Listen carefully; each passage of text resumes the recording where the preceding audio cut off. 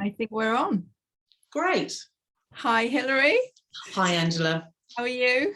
I'm good. Really glad to be here today. Thank you. Thanks so much for talking to me. So for those of you who don't know me, I'm Angela Bradshaw. I'm an Alexander technique teacher. I'm also a classical feng shui practitioner and Bazi reader. And that's what we're going to be talking about today with Hilary, because I had the honor, and I do always genuinely find it an honor when somebody asks, could you do me a classical feng shui consultation? It's such a huge honor because it's so deep and it's so profound. I think you said that in your first comment when I gave you the report. You were like, oh my God, quite profound. I have to say that yeah, I was really amazed at the depth that you went into, and we can dig into that a little bit as we go, and how much of it resonated with me. So yeah, you say you're an Alexander technique as well, and it just instantly makes me sit up straighter and leave my shoulders alone. So yeah, thank you, Angela, for inviting me to have this conversation with you today. And the work that you do. So yes, you've been my client, I've been your client. I was doing the abdominal therapy with you. But I have to say that asking you to look at my treatment room has been a massive game changer. So a little bit of background. I'm in a 2-bedroom ground floor flat. It is our home for, I think, 12 years. And my partner and I, my husband and I, both fancy ourselves as designers and have got a very strong sense of colour and space. And asking someone to feng shui your space, it's just like, but I know what I like. I know. And it's a bit dangerous saying to someone, come and tell me about how you work. So what's the difference between feng shui and interior design? Okay, it's a big question. I'm also a very visual person and I love interior design. And a bit like you, I thought I knew quite a bit about feng shui. I knew a lot about what I liked and what looked good in my home.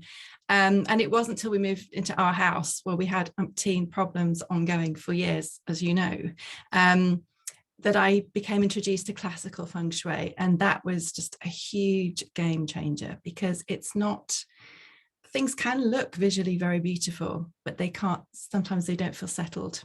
Mm-hmm. And that's what I was finding here in our home. It was very beautiful, but my God, was I unsettled for very, very many reasons. And basically the difference is classical feng shui is looking at 3 realms.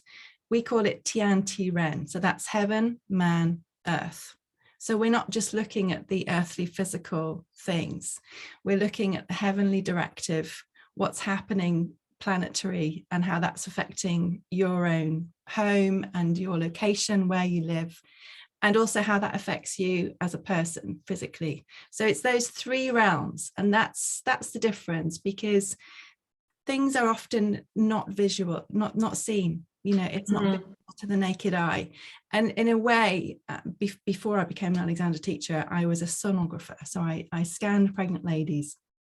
And in a way, it reminds me so much of putting on a transducer onto an abdomen. You have no idea, you know the gestation, you know what you're expecting to find, but then you put on the transducer and you get the full picture of what's hidden, what's actually going on, and that's not visible to the naked eye. Yeah, and it's millennia of observations that have been distilled and brought down through the diviners long before me, and will continue long after me. That really that's why it's so profound, because it's not obvious, and it links to time as well as situation, as well as the person, the individuals concerned. So it's so much more. And it is to know that. It is. And I think I was kind of being, I don't know, well, I wasn't being glib when I said, oh, can you just help me out? So to fill people in, I work from home. I'm a therapist, a massage therapist, abdominal massage therapist, and have a treatment room in the spare room at the back of our home.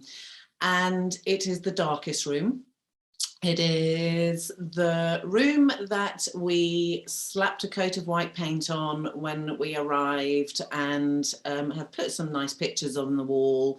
But it's the room that, weirdly, I spend so much time in it working, that I have spent the least amount of attention on in many ways. And I know that it's time to redecorate it. And interestingly, I still haven't got around to redecorating it, but I asked you how, I was thinking, oh, should I paint the wall red, or should I paint the wall, blue, or what is it I'm doing? Thinking that that was going to be the kind of information that you were going to get to me. Instead, I got this amazing report, and you so kindly did our entire home. So it's spread out into the whole space. But one of the things that I've got, it's just always felt a bit, and I use the term sticky,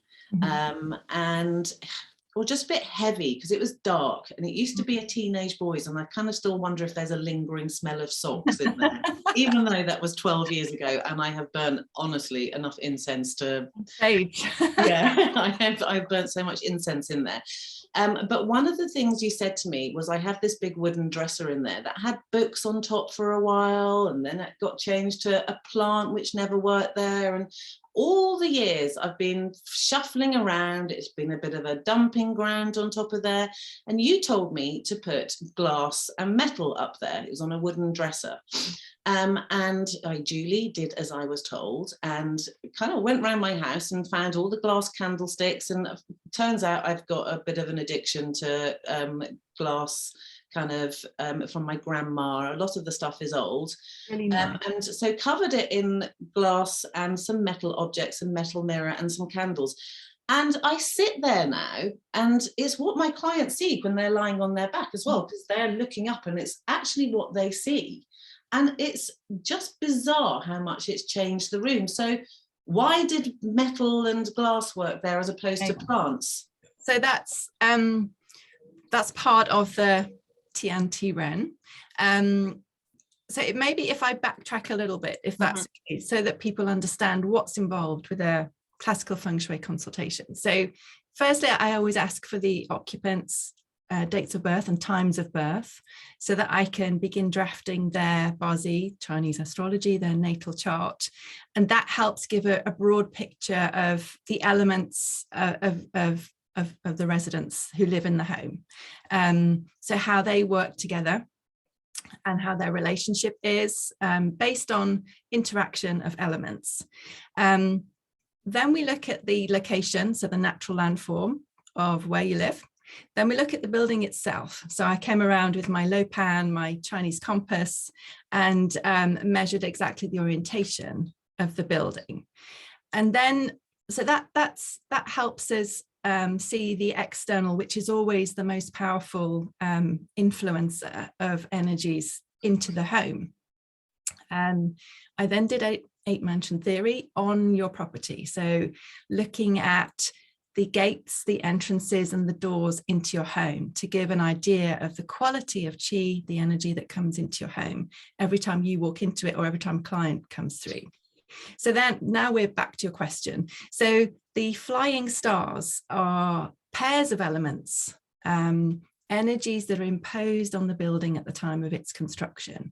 So I always like to know when the building was constructed, and then we can understand the fate, the period of time it was built in, and calculate the pairs of elements that situate in every room. So that's your question. Why did we need metal and glass in that particular room? And I'm just going to have to refer back to my report now. Your incredible report, and I have to say, I have read and reread that report. I think it was so much, isn't there? Yeah, there's so much information. So with the chi map, in fact, if I show everyone the chi, I drew up a chi map. I don't know without you can see that, yeah. So that's what the anatomy actually looks like. And then when I was working on your therapy room, so this is Yinwood visits fire in that particular room. So and we wanted to boost the 9, which is the fire in that room. So the yin wood was sort of spoiling that. And because your dresser is made of wood, it was already woody enough in there, if you see what I mean. So we were trying to reduce the effect of that wood on the very auspicious 9 star, which is fire. And you'd already done this inadvertently by using red candles, and we knew that the plant that was in the corner never worked because it just kept dying, and and just looking lame. Like it didn't follow logic. This is the thing, this is the point. So when it suddenly made sense, I thought, aha, now I understood why that beautiful candle burner that you have hanging in that corner, why that works so well, because in theory it shouldn't, but it does, because of the pairs of stars that habitate in your room, in your therapy room. So, and this is always the aim, is to try and boost the auspicious stars to support you, the occupant, and reduce any unhelpful stars. And it's not terribly unhelpful, but just slightly. So, and it, for myself as your client, when I come for abdominal therapy and massage, the room, it just feels so much more flowing in that room. It's easier to breathe. Not that it was difficult to breathe, but it's easier. And that's it, exactly. And that's why I've been so amazed about how subtle it is, because I've been thinking about that dresser. Should I paint it white? Should I do that? And it's just like, oh crikey, it all seemed, and it's not necessarily lending itself to being painted. And whether or not I keep it or change it at some point in the future, just putting those bright, shiny cut glass crystal objects up there with candles. So now, obviously, because people are having massage, the blind is down, the lights are always subdued in there. It's just all this twinkling light up there, which transfixes me whilst I'm massaging people. It's completely magical. And it's completely magical. And, before it used to have all my very interesting anatomy and physiology books, which was paper on top of wood. And it felt heavy. Weighted it down. It's completely lightened that feel. And then the dresser, it doesn't even need painting now. No. The wood element isn't too strong. We've brought it back into a really positive balance so that the fire outweighs the wood, which is what we're trying to do. And it was an easy fix, actually. So easy. I know, because sometimes it doesn't need to be a huge, difficult change. It can be very, very simple. And that's what good feng shui should be. Subtle, simple, practical, accessible, and hidden, because you don't really want to, look like a Chinese restaurateur at home, do you? You don't. Exactly. I think people assume it's wind chimes and it's, I don't know, frogs. Absolutely. And that's one of the things that I really loved about the way that you worked with us, is that you looked at our home, you came, you took some photos, you were aware of how we sit and where we work, and how the space kind of operates, how it flows. And there was a few things that you put in there. So it must be 3 years ago now, we built a studio in the garden for our office, and that's where Kengo, my husband, works, and that's where my office is. But actually, I quite like sitting at our dining room table, because I've got a view out both sides, over the hills one way and across the field and up the hill the other way. And there was a comment that you said that because of the way the building works and because of my date of birth, etc., that sitting there could be really good sometimes for expansive thinking. And it's amazing how sometimes I've got something to do and I'll think, no, I'm going to go and do that at the dining table. And I always worked there very happily. The problem was sharing it with all the other activities in the house. But as a space that I sit, so I would never sit voluntarily on the opposite side of the table. There's a spot where I want to sit. And I think that's one of the things that came out. There's certain spots. And orientations that suit you, because we all individually have a personal mingua. So we have 4 auspicious directions that mean different things. And when we're and we know where we feel comfortable, we know where we like to settle. So on some level we do understand this, but classical feng shui really reveals why we feel so settled in a particular spot, looking in a particular direction. There's a reason. And it's really helpful to support ourselves with this knowledge. You know, it helps us feel very connected to our space as well, and then it can support us maximally. That's that's terrible English. Yeah, but no, it's optimal. That's what I say. Optimally. I do feel optimally supported. Maximally. So what it's meant is that now I do my admin and you know, my day-to-day work gets done at my desk in my studio, which also has a wonderful view. And one of the things that you encouraged me to do there was because I have this amazing view out across the end of the garden onto the fields, but I have my back to the door, which leaves me feeling exposed. Exposed. And you encouraged me to put a mirror in there. So literally, just by having a mirror on the wall, it means that I can reflect. It reflects back, and I can see. And actually, what it does is it bounces the light around the studio. I get a reflection of my garden behind me, which is my well. herbaceous border, which I do love, I have to say. And it just kind of ticks that box. So on the one hand, it was like, oh my God, I built my desk in the wrong place in our brand new studio. And I felt like you were going to say, no, you've got to remodel the studio, which I knew I'd never get past Kengo. But instead, you were able to say, well, no, I understand why you want to sit here. But if you put a mirror in this space, it works. You settle, and then you can be more productive. And that's the point, isn't it? It's a constructive cycle, and it just has these universal laws. So we're working with nature on this grand scale to support ourselves, and then we can service others better. You know. And interestingly, one of the other things that came out of it was, I think probably we all are familiar with the under the stairs cupboard, or the under the sink cupboard, or there's those little places in our homes where are become dumping grounds for whatever reason, which we always think I'll get to one day.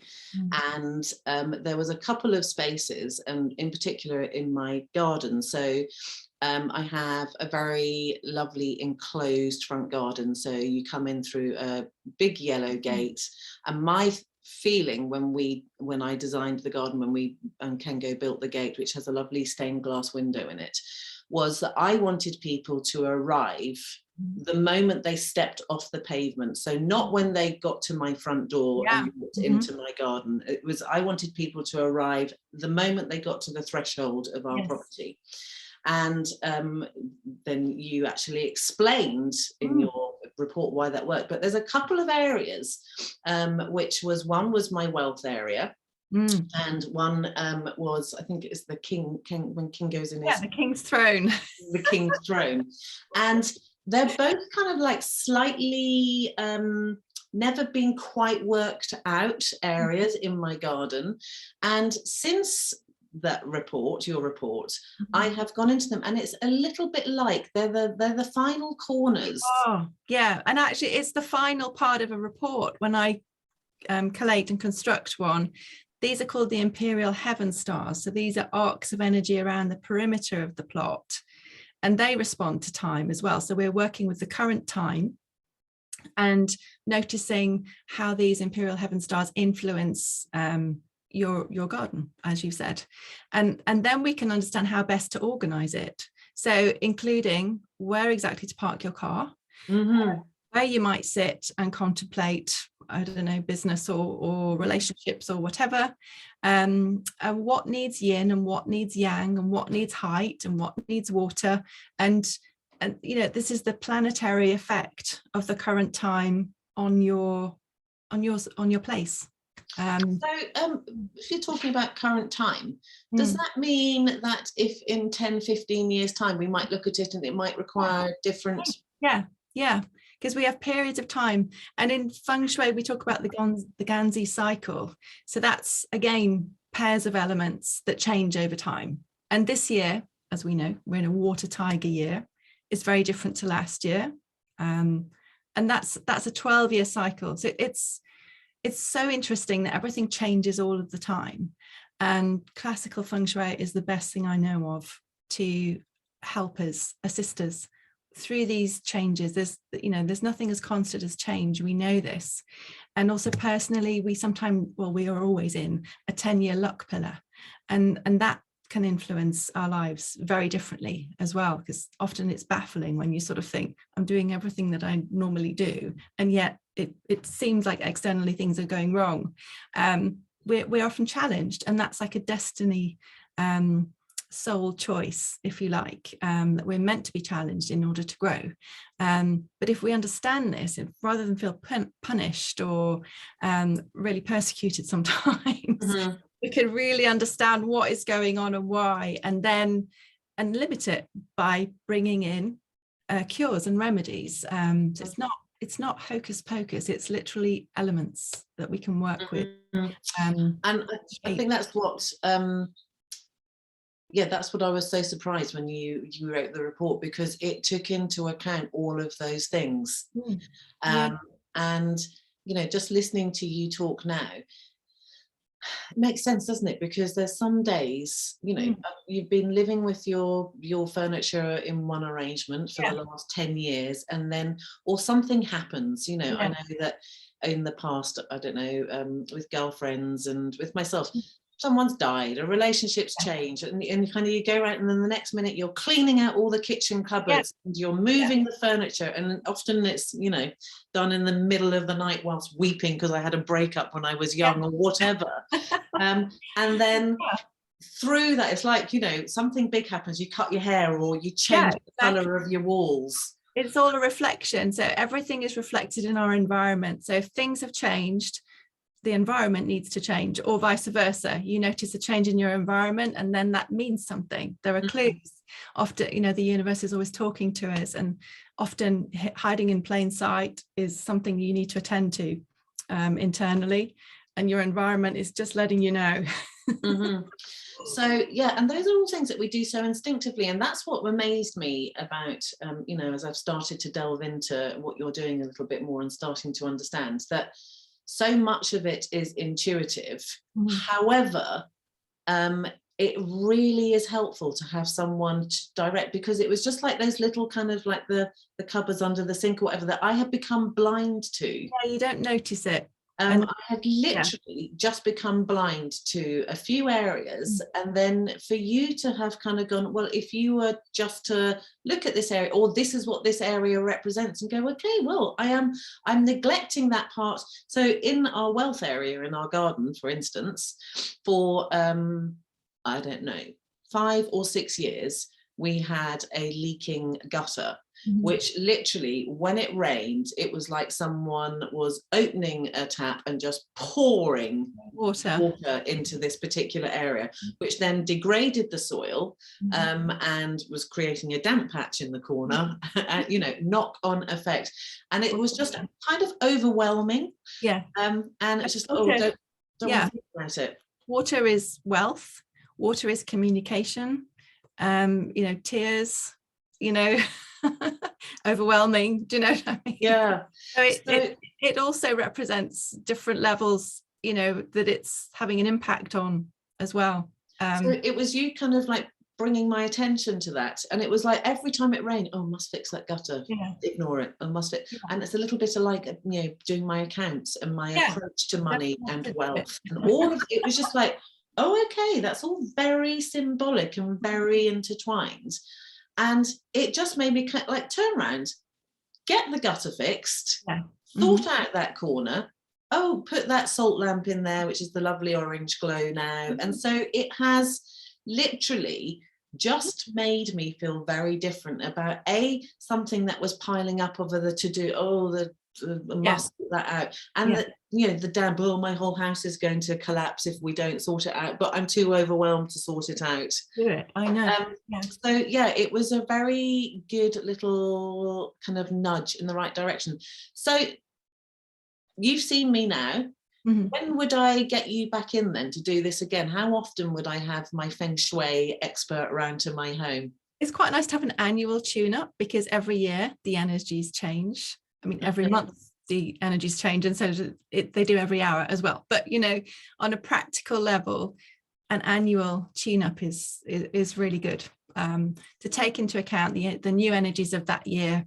So January, February time is a good time as the energies change over. Okay. Oh, good. So I even had it done at exactly the right time. Yeah, exactly. It was perfect. Absolutely perfect timing. Tiger. Yeah. Okay. Amazing. So I think that probably, so I am recommending you to everyone I know. Thank you. And I think that probably if I wanted to say to someone, why would you get a Feng Shui expert, and particularly you, round, is that I found that, first of all, you listened to me, and I was kind of concerned that I was going to have something, I mean, not from you because we are friends, but if I was thinking I'm going to invite a Feng Shui person round, I was concerned that I was going to have things imposed on me. And it was very much the case of you listened to me, asked me questions about how I liked, or we, Kenga and I, like to use our home. Yeah. You're aware of what we do, and having taken our dates of birth and everything. So it was very much about your Feng Shui looking at us and accommodating us as we were. I haven't been asked to do anything that is beyond our scope. You've not asked me to knock any walls down or build any fences or, you know, construct any edifices. Are there times when you might go somewhere? So I know that I had also discussed a house that was up for sale, and I knew that it's just around the corner, and I knew that it felt really, really wrong. Because I've got a friend who's thinking of moving into the area, and you took a look at it and said no. Yeah, absolutely. I just thought, yeah, actually that really would be very, very hard to become a supportive home for your friend. So we will leave that for someone else. Yeah. Yeah, there are sometimes situations where, I mean, yes, it was possible, but it would take an awful lot of money and work to create something that would be more supportive, and really if there's a different option, you know, it's useful. So if you're thinking of moving house, there's a good time to just run that by, because it can be, you know, very expensive, can't it, if you buy somewhere inadvertently that's not supportive, because we all want a safe haven in our homes, don't we? And I think that's the aim, is to help people feel very settled. It's a bit like Maslow's hierarchy of needs. You've got to have a secure foundation, and that begins at home, doesn't it? So your environment, very, very important. It must support you optimally. Yeah. And I guess that's that gut feeling, isn't it? So, you know, when we arrived here, when we bought this place 12 years ago, literally got to the gate and went, oh no, this feels really good. Right. And then you discuss the location, because we're at the top of the hill with a slope going up behind, how that protects us. Very supportive. Yes. Yeah. On paper, this place wasn't, we were looking for a house and we bought a flat. What we've got is a flat with, you know, spacious flat with an amazing garden front and back. Yeah, really is very, very supportive on all fronts, actually. Yeah, and it was so much a gut feeling. So I know that I will definitely, when we move, I will definitely be consulting you. And so there will be time. So if people are thinking of remodeling, it's a good time to get someone in. It is actually, because, you know, even things like paint colours have an effect, and you might be inadvertently draining, and that happened to a different client, that they'd revamped their home and inadvertently put themselves in a destructive cycle, and everything in their lives were literally going downhill, and it was just like, wow, okay, we need to change paint colors here, because you're inviting the negative cycle in, as opposed to the constructive one. Obviously didn't mean to do that by any stretch, but it just sometimes inadvertently happens following a trend, or I like this color, but yeah, it's you know, very powerful. Many levels. Amazing. Well, I am so grateful that I got you round. Honestly, it was so much more than I imagined, and like I said, I do keep referring back to it, because there's been so many little bits that I've just sat in different spaces and thought, okay, that's what this is about. And I'm just going to give this a tweak. We're about to remodel our kitchen and your words are ringing in my ears about what to do. And inadvertently, we were about to go with the wrong colour. Black fridge. Yes. I was like, no, you can't have a black fridge. And so you've also saved us by about 120 quid, because any fridge that isn't white is more expensive. Yeah, it's more expensive. So yeah, it's yeah, sometimes we think, oh, that will look really cool, and it would look cool, but it wouldn't be helpful. Yeah, and cool being it, not helpful. It's just like, no, I don't want to be cool, I want to be comfy. You want to be comfortable and supported in every aspect of your home. Yeah, good. So Angela, I'm just going to turn the interview on you for a moment. So if people want to work with you, contact you, how do they go about it? How does the first appointment work? So firstly, you can get in touch with me, angelabradshaw.com. All my details are there. You can email me or call me. We'll have a 15-minute chat on the phone. If you like me or what you hear, I would then come out to your property, assuming you're local. We could do it online, but it's more powerful in person, where I can actually take the measurements of your home orientation. You'd give me your dates of birth, and then we would do similarly to what I did for you, draft your bozzies and see what orientations suit you, and see where your home sits, and that determines how compatible you all are with each other. But we can always orientate around these things. But then we go from there with the flying stars, the 8-mansion theory, and then the imperial heaven stars, and we get a full picture of you connected, Tian Ti Ren, heaven, man, earth. How is it for you in this current period of time? And it's very, very revealing. Yeah, so do please get in touch. That would be lovely. Thank you. And thanks for your time today, Hilary. Thank you. That was wonderful. Good to talk to you. And you. See you soon. Bye. Bye.